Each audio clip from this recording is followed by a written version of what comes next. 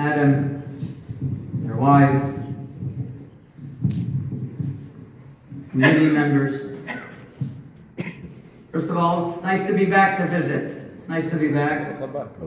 It's I have warm memories from Toronto and all the wonderful people and the wonderful community that's led by Rabbi Yasayag and the other Rabbanim. It's really a great honor. It's very special. You have a very special community over here. And you shouldn't take that for granted. So it's really, I'm glad to be back, and I'm happy I made this trip over. I'm happy I made this trip. I mean, the weather outside I'm not happy for, but it's fine. I'll take a plane tomorrow morning. But I'm truly very, very happy to be here. This is the switch.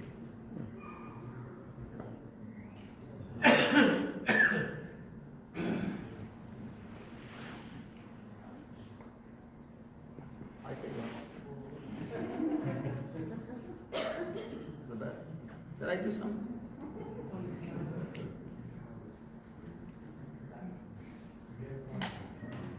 In Morocco, they have a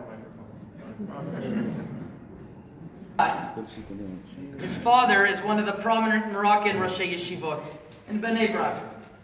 So I met him, and basically he told me he doesn't follow so much Moroccan minhagim. He doesn't see their sources. He doesn't understand where they come from. He doesn't understand their authenticity. That same Shabbat, I spoke to someone else, a friend of mine. He was actually born in Tangiers. He's from Larache. You know where that is? He moved. There's no hospital there, so he was born in Tangiers, or maybe not good hospital there. And he said when he became religious, also he thought that I don't know, where did the minhagim come from? He really didn't really connect so much to the minhagim. So he said until somebody showed him what the source of the customs are, what the source of all the minhagim, where they come from. And then he started keeping minhagim, and he started keeping the halachot and the Torah according to what his fathers and grandfathers and great-grandfathers did for generations. So the truth is, anybody who spends a little bit of time on this subject and starts looking into the sources and starts seeing where our customs and halachot, like Rabbi Yasai pointed out, I'm not talking about folklore and how to eat your couscous. I'm talking about more the halachot of what bracha to say on this and what did they do in that case. When one starts delving more into these halachot, he sees that not only their basis is strong, it's coming from very early sources, much more based than a lot of the halachot that people assume that they pick up on the road as they get closer to religion. And really, there are two approaches. There are two schools of thought. The first school of thought is that, okay, you know what? We were in Morocco. It was very nice while we were there. Now we're over here and we're in a new country. We're not living in Morocco anymore. So why should we follow what our ancestors have followed? That was their world. It's our world. Let's open up new books and find new things. Number one, it's coming from a little bit of a rebellious point of view. You know, I want to be like my parents, I'm my grandparents. It's coming from a little bit of a rebellious streak in a person. Number two, it's against halacha. The halacha tells you, it's written in the halacha, that the halachot that your parents keep, not only you should keep, not only it's suggested to keep, you're obligated to follow the halachot and minhagim that your parents have, and that comes from their parents. And their parents, and their parents. So, I don't understand when people say, well, you got to start something new. It's just false according to halakha. Second, they're missing a key element in Judaism. The whole point, the whole essence of Judaism is connecting back to our past, to Har Sinai. Connecting back to our past, to Har Sinai. I don't know if you know the famous story. There was once a Rav who got on a plane. He was sitting next to a professor.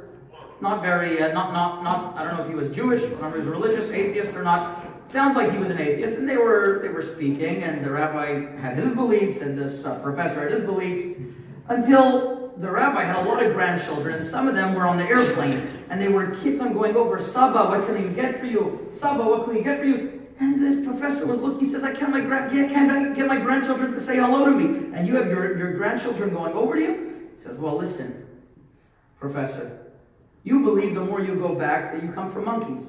So what is there to look back to? Are you going to no more to be more of a monkey? By me, the more we go back, the people, the Rabbanim, the Tzaddikim, we get closer to Har Sinai. Of course they want to be closer to the previous generation. I will tell you, the essence of our religion is connecting to our past.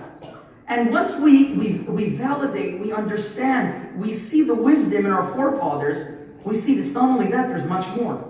So not only from a halachic point of view, but also from a theological point of view, that's what our religion is about. You know, in 2005, 3 weeks before I moved to Los Angeles, I lived in Los Angeles, then 3 weeks before, I was living in Eretz Yisrael, I published Magen Avot. Magen Avot is basically a work that documents and sources where our halachot, from our Rabbanim, where they come from. And I didn't really get an opportunity to stay in Eretz Yisrael to see how it would develop, because I came to LA.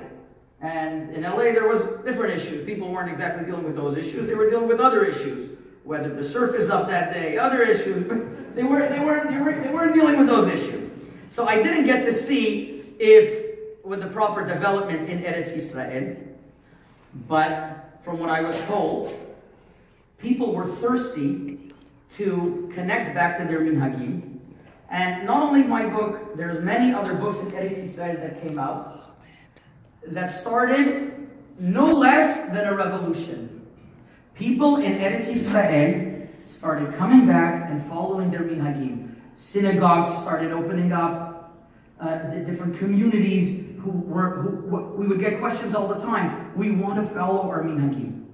And that just kept on going and going, and it's growing till today. You have no idea what's going on, that people are thirsty. You take it for granted. I'm from Montreal. It's taken for granted. Of course, we follow our customs. Toronto, we take it for granted. And then, as he said, they're mixed in a melting pot, and nobody knows what to do really, and they want to have a certain sense of direction, and they just need somewhere to tell them that.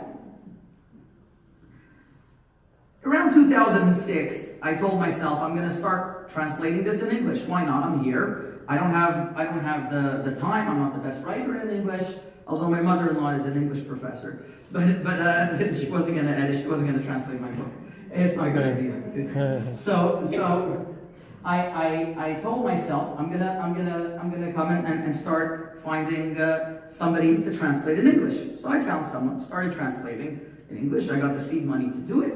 I started translating. Actually, that person was actually originally from Toronto to give me that money. That was a long time ago, and that seed money started. I had no idea from Toronto. I knew who the Maple Leafs made. I didn't hear about Toronto besides that. I'm from Montreal, but I didn't know anybody in the community in Toronto. So I started translating, and then one day somebody comes to me and says, "Hey, do you know that there's these people in Toronto, these young students in Toronto, that are sending out daily halachot emails, and they're using your book. They're translating it, and they're using it." I said, "I don't believe you." He showed me the emails. So I reached out to one of them. It was Yossi Azulay. Is Yossi Azulay here?